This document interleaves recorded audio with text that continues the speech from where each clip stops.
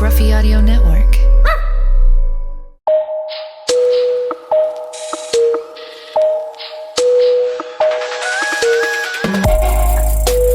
Hey, we're finally here. Another podcast day on a Friday. Listeners, viewers, I got a special guest with me. He's in for a couple weeks training. He always visits the Woodgym when he's in town. His name is Chase, and I'm going to go with his last name. Chase is going to kill me. I've had it for 8 billion years. I'm going to go Kuerschen. Kuerschen, that's perfect. I hit it? Yeah, that's perfect. You hit it every now and then when you really try. I can't believe that I actually hit it. We're being videotaped too, so it's kind of cool. Little logo celebrity. All right, Chase is a young gentleman that plays at Tulane. He's a junior. He's a safety football player. He's going to do great things. I think he could play in the NFL in a couple of years. I think that's one of the things I like to see with the Woodgym guys, all type A personalities that come through here. They get after it. They sacrifice Christmas breaks, spring breaks, once in a while. Sometimes they go away, but once in a while they're here. Doing the work, give up to go up, that type of deal. Chase is one of those guys. So with all ado, Chase, how are you, buddy? How you doing? I'm great. Just got done training at the Woodgym. And you were so cute. You're like, hey, Chaz, why do you want me on the podcast? I don't know what to say. And I was like, dude, you got a great story, and you are special, but you're going to be even more special as the years to come. I really do think you're going to have a great year this year. Just got a good feeling about that. I'm excited. Back feels better, so I'm ready to go. So who do you open up with? We open up at FIU on a Thursday, one of the first games of the year. Home? Home. I've never been to New Orleans. I think, what do you know the date on that? I want to say August 29th, but I'm not positive.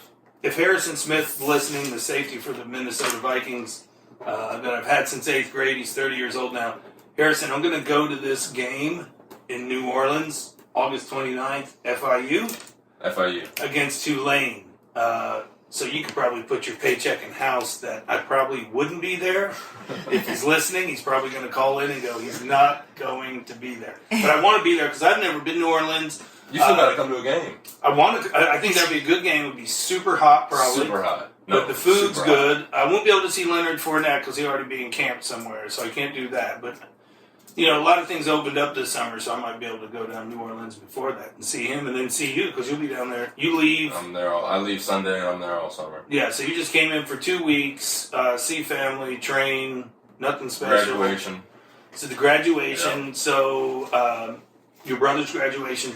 So do you have any trips lined up this summer, or is it just grinding? Nothing major. We got workouts 5 days a week, on Monday through Friday. And that's it? Yeah. But we'll probably make a few beach trips with my roommate's girlfriend's got a beach house, so we use it every now and then. But and you like Tulane? Yeah. You think it was a good fit for you after it's all said and done? Yeah, I think so. I couldn't really imagine myself anywhere else at this point. And your journey through there, when did we start training? We started training the off season before my junior year in high school. Okay. Where you went to school? High school, thanks. Program director. Been off this week.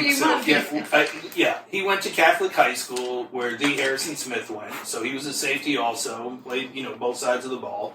My daughter Ashlyn, my oldest, went to Catholic for high school, so they were the same grade, right? And they had graduation and all that. Chase comes over to the house, so he's like a son to me. He's getting it done. But I wanted to go, make sure we backpack, and when we went backpack Or backtrack. one glass, I only had one, just one glass last night. I didn't have much pizza pie. I want to go back to that, but I want to ask the one question that I asked everybody. I don't know if you listen to my podcast, but I listened to one with Chewy. Okay. I'm listening to Harry's lined up for the drive back to New Orleans. Yeah, well, that's good. Yeah. And Dobbs is good. And Josh Dobbs, okay. the Pittsburgh Steelers quarterback. When did you know that you were different? That's a good one. Probably when I was in high school, probably sophomore year, when I was buddies with a bunch of guys on the team that were my same age, and they were kind of just happy to be on the team, happy to play, and even back to freshman year, same thing. They were happy to be on the team, happy to be a part of the team, and I was always wanting to play. Like after the first game of the year, my freshman year, I remember I was so pissed I didn't step on the field. I was so pissed, and I don't know. I think that's always kind of set me apart. And there was an injury, actually, the second game of the year. And since then, it's kind of been history. I've been playing ever since. And, anytime I had a bad game, it was always on myself. I've always been really hard on myself to be the best I can be. And, if I'm not working as hard or I slack for a few days, that affects me. And I feel that and make sure I pick it back up when I get back in the gym. Well, I mean, the maturity level that you have, I've made fun of that since I've met you. Even before you came in and trained, I trained your older brother for a minute, and then, of course, your younger, and your sister, Cassie, who's going on to play at University of Tennessee volleyball. She's just a sophomore in high school. She's a freak. Yeah. You were so mature looking anyway. Just looking. Just looking. We called him the insurance salesman. The businessman. That's true, right? Businessman. Right, we did do that. So, again, another question is, a lot of the big-time guys have been on the podcast. Did you play more than one sport in high school? I did. I played basketball all 4 years. I ran track a little bit for 1 year, but, But you were always at least two sports. Yeah. I believe that the athletes should play more than one sport if they can, or if they're playing it and the parents usually come and go, should Johnny stop this spring and do something else? I say do the sport. See, now that was the opposite for me. I wanted to focus on football and focus on getting recruited my senior year and didn't want to play much basketball. I also thought about graduating early and getting to school early. But my dad was like, no, you're playing. And to this day, I thank him for that. We actually were runner-up in the state my senior year in basketball. But also, I think, like you said, it makes you a better athlete. And just the different kind of movements you do. I like to still play basketball now to work on the different movements, and I think it makes you just a better total athlete. Yeah, the basketball is huge. And some of my best guys have played basketball all the way through. I do like the two sports or the three sports. We had a guy this morning that wanted to pick up another sport. His name's Juice. He goes to Bearden High School, local high school here, and he's like, I think I want to do 4 sports this year.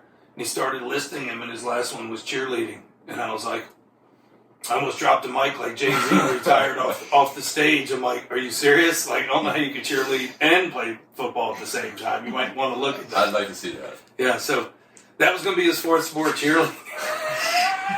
Jeez. You should go with that.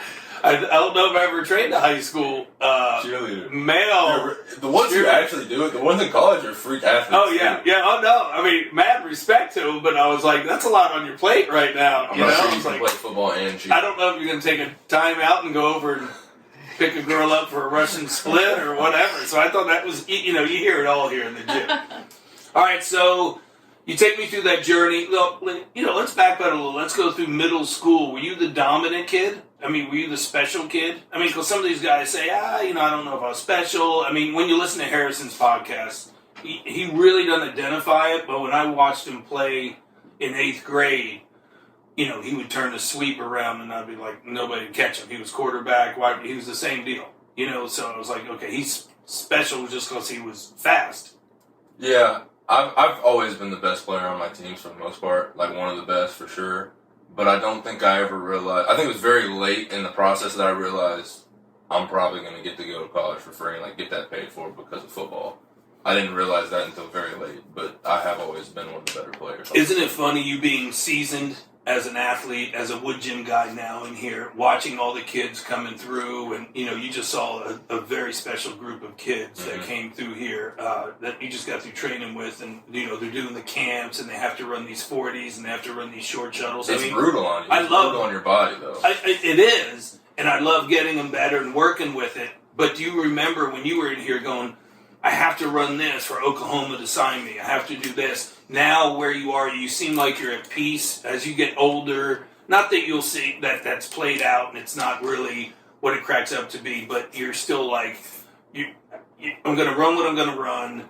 I'm starting at Tulane. I do think I'm a huge Jesus guy. I do think he has a plan for everything. And now, it's funny how the human flesh wants to go, I got to do this to run at Oklahoma, instead of he already knows your plan, and you do it, and you started as a freshman, yeah. and that's the difference. Harrison Smith, his freshman year, I went up to Notre Dame with Ashland, and we were sitting in the locker room at Notre Dame the off season. We're getting ready to set up a little Petrone in his garage at his condo in South Bend. And I was just looking around because I was the kid from New Jersey. My two schools were Penn State and Notre Dame. But I had two things going against me. One, I wasn't athletic enough, and one, I was super dumb. So, I stepped in stupid at an early age in life and never got out of it. So I was like, there's no way I could do those two schools. But I knew the rosters from defense, offense, all the way through. So really, you were a fan like that? I was I don't think I ever knew that. Yeah, I could tell you Michael Stonebreaker. I could tell you Ned Bolkar from Phillipsburg, New Jersey. This is like mid '80s. I could tell you all the linebackers, everything. So I said, Harry, do you think you would have been here without training? You think you would have been at Notre Dame without training? We're sitting in the locker room. I mean, a lot of prestige going on with that. For sure. And he goes, I think with the talent, I would have been somewhere at this level, but training with you, I had a chance to come in and really compete, not just hope and think red shirt. And he would have gone somewhere with just his talent. I mean, sure. Harry's a freak. He's a freak. We get that. But now watching you, I mean, it was kind of cool, because I said, hey, you're going to do the same thing. And, the thing with you not that I want to make you arrogant, but I think I know you have confidence, but I think you see things maybe too far away of where I'm like, trust me, you got it. And I think I made the people believe. I mean, Chad said that. Chad Pennington with the Jets said that when he was in high school. He's like, you believed in me way before, and I thought you were saying that to get my money, but I wasn't paying you anything. So when you go in and start as a freshman and compete, I'm not surprised about it because I knew it was going to happen. Were you surprised about it? I was surprised, and I was given the opportunity a little bit. And to be honest, this kind of goes back to what we started with how I wasn't satisfied. I started, yes, but I wasn't satisfied with how I played. And, last year I was kind of fighting injuries, and I was satisfied with how I played. I just didn't get to play as much because I was hurt. And so this year I'm hoping to put the two together, start, play the whole time, and then play well. Yeah, because you had back surgery, 4 or 5 months ago? Over Christmas break. Yeah, over Christmas break. But you finished up playing with your I finished the season, I was just, on and off, in pain the entire time. And now you think we've taken you through tons of protocols in here. Right. I feel great. That back should be on point now, right? I feel great. My core is as strong as it's been, so. So you feel ready. So this is your breakout year. Exactly. That's what the plan. Well, and that usually happens at sophomore, junior year. It was for Harrison. It was for Pennington. I mean, it's like, Randy Moss came with him his junior year, and everybody's like, oh, that's a breakout year. So then we went back his senior year, and he had better numbers without Randy Moss. So he was on the map. That's redshirt sophomore year, and then the junior year where everything was starting to take place. And I think your freshman year, watching you play, the pitchers that are up are from your freshman year. Right. And nothing from your sophomore year. So I think your junior year, it's almost like high school. That junior year is a huge year for you. Absolutely. And then I think that'll put you on the map. And then you just reinforce that at the same year. Well, and I think I'll see it's something different in your eyes coming back next summer of like, okay, now, you'll start in my, I don't want to put the horse before the buggy. I don't do that if I don't believe in it, if I don't think it's real, so I wouldn't tell somebody they're going to do that if I don't really think they're going to. I'm rarely wrong on that. It's the one gift that God gave me is seeing something before my eyes could see what your eyes haven't yet. I think it was on one of my many shirts of my faces. That was on one of those shirts where I have 3 faces of me on the back. Yeah. I think I was in a narcissistic state. But it really helped out of like, hey, I believe in you, because you get in this business, you get people that are like believe in themselves too much. So then I got to bring them down and go, hey, wait a minute, you're not at this level. Right. This is the level you're at. And then I get people like you that are like, make sure I get a pilot intern. And, I got to set up. I got to have a plan B. He was talking this nonsense a couple days ago. I'm like, what are you talking about? Like, no, you could do this, So, and what you got to realize is no matter what I have as a plan or a backup plan or a plan C through Z, I'm going to work as hard as I can to make it. Yeah. in football first. Yeah. I mean, have a great junior year and think that. You think that. Let me think about the other stuff. Yeah, and concentrate. Yeah. And I think that's another great tangible that you have is. And if I'm going to be doing something, I'm going to just do it as good as I can. And you know, he's the same way as all the great ones is in here. It's like, you know, tell me what I'm doing wrong. You know, like, Chaz, come out here and tell me if my feet look right when I'm running this or stepping this or how does this look? Or it's not the opposite of like, tell me how great I'm doing or, you know, and that's why I think you're going to be special in really whatever you do. But I think that'll be kind of cool to watch you this year. August 29th. You got to check FIU in New Orleans. It's on Thursday. Okay, it's on Thursday. Thursday night game. That's even better. Yeah, it's here, I got it right here. But it's one of the first games of the year. I'm pretty sure it's on TV. Our conference does a great job getting us on TV. And your biggest game this year? It is 29th. Our biggest game this year, biggest team is against Auburn the following week. Woo! At Auburn. Oh, wow. That'll be big time. Yeah, I'm excited. See, those are going to put you on the map. Yeah. That's going to be really cool. I just hope everybody else on our team goes out there and plays like I'm going to. Yeah. Well, don't care who's over there. Yeah. I mean, that, you know, that's going to be big time. Big time. I'm excited. So that's cool. So your summer is going to be training, school. Are you going to school? You doing any school? Mm-hmm. Yeah, I've got a class that I start on Tuesday actually, and it lasts a month, and then I'm gonna find something to do in July, whether it's another class or some kind of internship. But I'll keep myself busy. And you live on campus now that you're a junior. Do you live on campus? Are there rules? Well, I've been off campus for a year now. Oh, you have? Yeah, we live in a little duplex. Me and my buddy Joey from Starkville, Mississippi.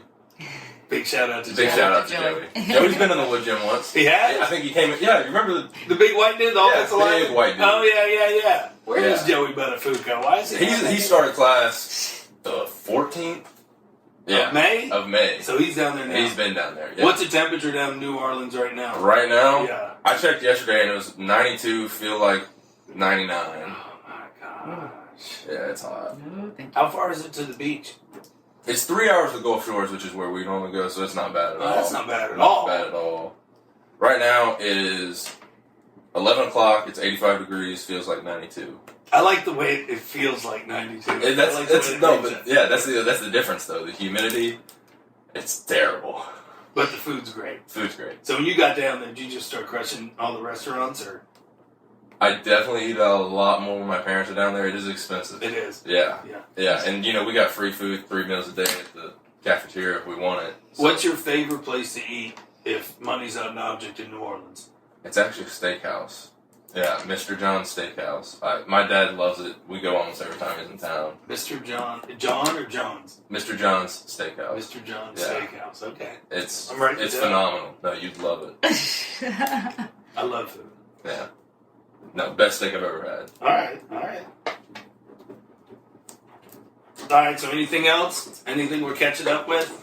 Social life? You got a girlfriend? I do have a girlfriend. That's awesome. Now that's got to be a balance of, staying true to the game. Does she know, where your drive is and, how yeah, she knows. She's scared about me playing football after my back and everything. Right. And I just kind of tell her it's going to be fine. Like, just don't worry about it because nothing's really going to change. And you're pretty balanced with it. She doesn't interfere with workouts. No, I mean, she's not New Orleans, which I think is kind of a good thing. It sucks, but it's also a good thing because when I'm there, I can stay focused on school and football, and that's it. And when I'm in town, it's a little, I'm obviously in here training hard as ever, so she comes in here sometimes and trains. Yeah, she's a kid. It's also a good downtime, get a little. But no hard time of like, hey, I gotta get to the Woodgym.